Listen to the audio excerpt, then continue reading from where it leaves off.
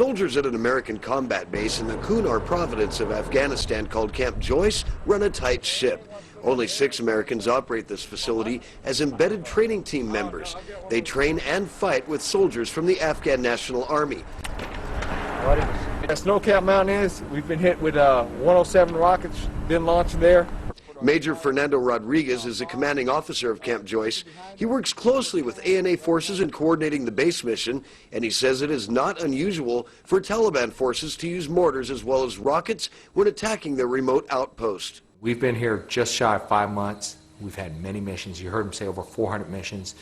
We've been in many contacts. All the soldiers here have done a wonderful job. Sergeant Major Kemp Friend deals with the clash of cultures. Not only do the Americans and Afghans have to work together, but they also have to squash old ways left behind by a recent occupying army.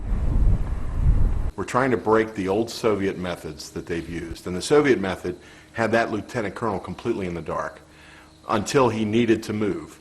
We're still working on the higher echelons to get that to work its way downhill. The damage that the Soviets dealt Afghanistan is still visible everywhere in this country.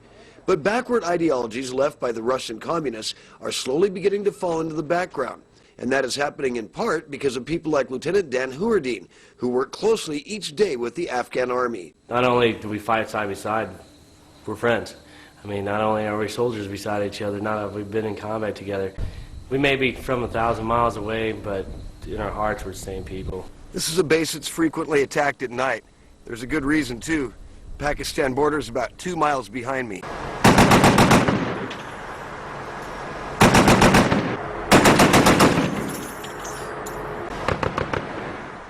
Around 9:45 p.m., American gunners laid into suspected Taliban positions.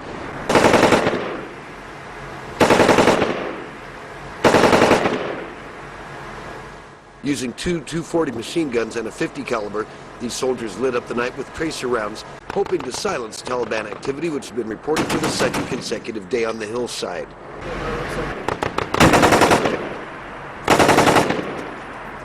The Army team at Camp Joyce is on the verge of being replaced by a company of U.S. Marines. The base is named for Marine Lance Corporal Kevin Joyce, who was killed here in June of 2005. Now his Marine brothers will carry on the good work of these dedicated soldiers. Near the Pakistan border in the Kunar province of Afghanistan, I'm Tim King reporting for SalemNews.com.